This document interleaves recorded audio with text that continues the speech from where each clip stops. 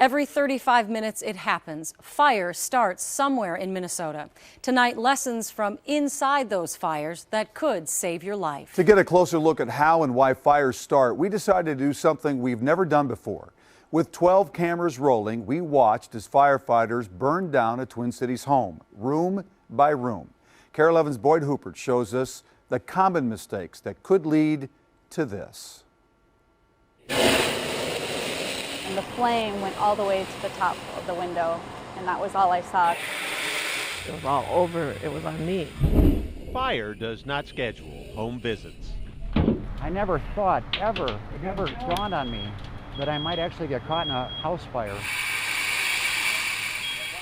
And firefighters do not arrive by appointment. For the purpose of this story, we've decided to change that. That means it's working, right?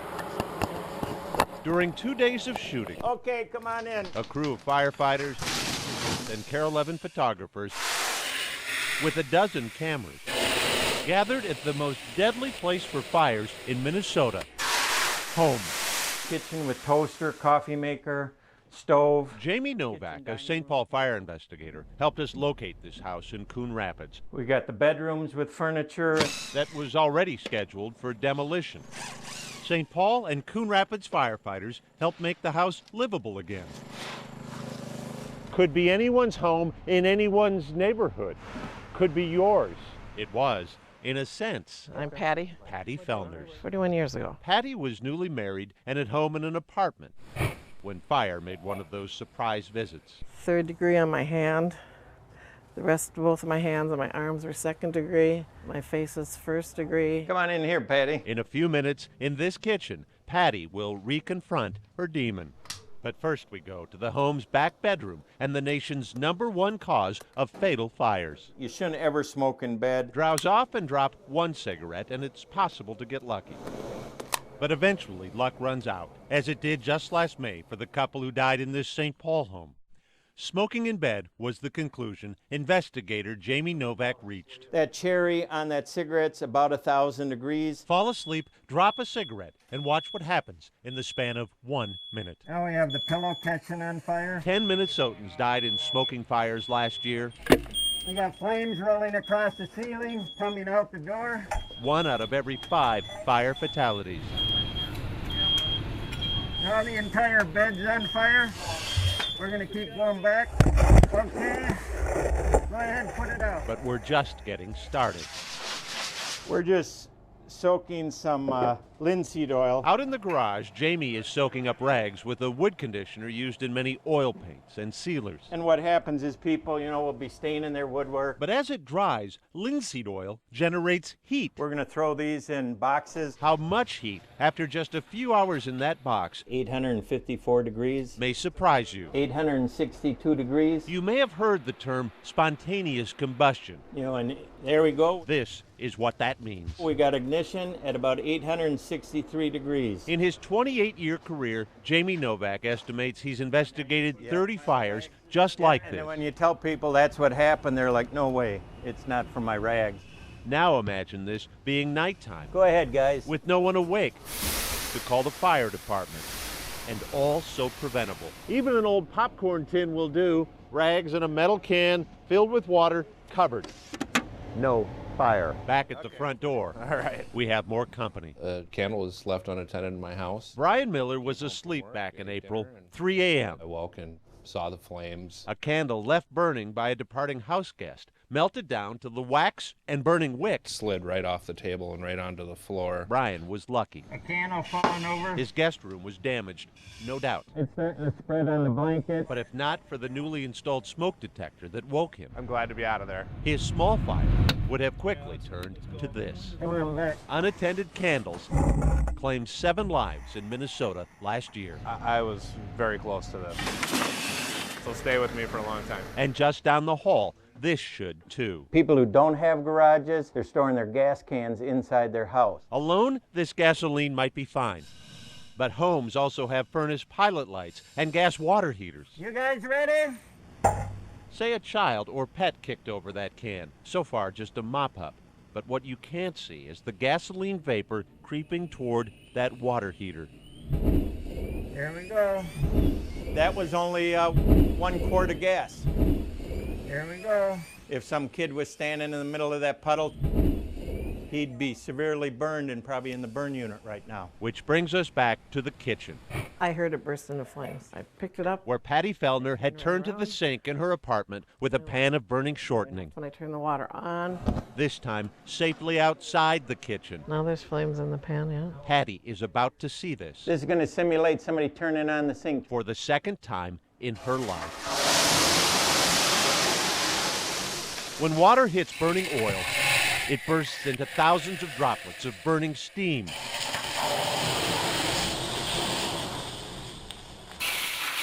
That would be exactly what I did with mine. Patty screamed the burned skin her husband would find on the doorknob. Yep. The scars, both physical and emotional. All of it came flooding back. And there's more your family needs to see. We need to back out here, guys. Tomorrow night, the holiday lesson we all can learn from a Twin Cities dad I'm still here to tell the story. and the Christmas Day fire that nearly claimed his life.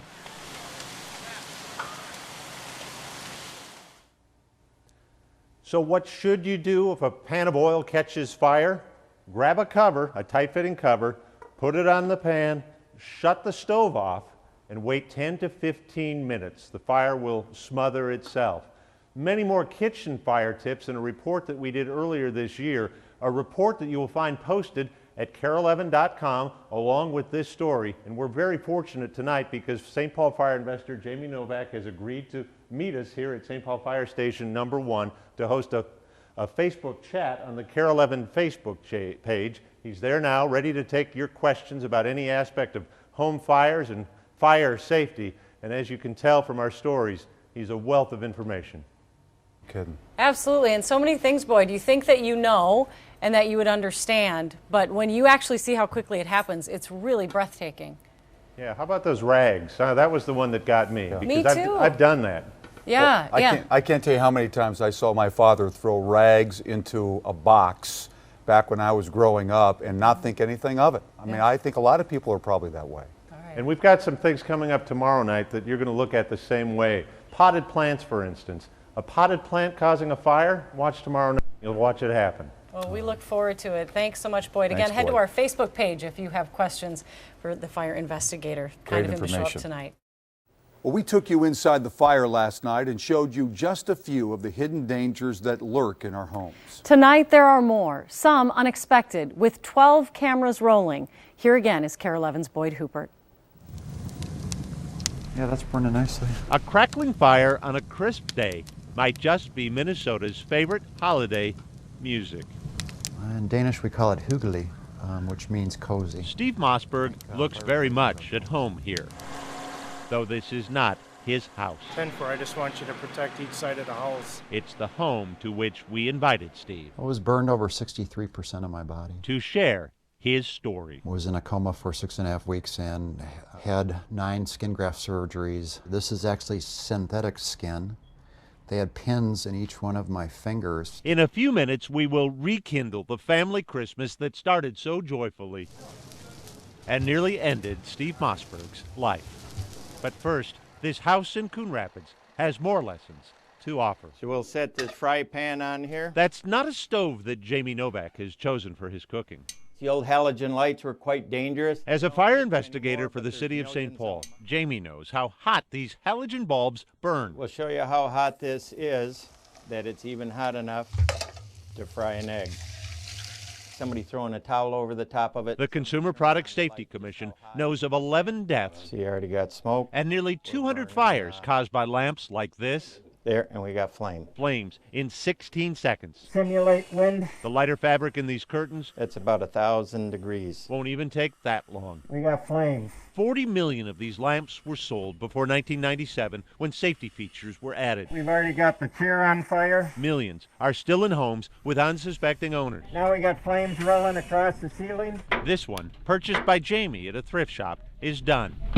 Too late. Okay, go ahead.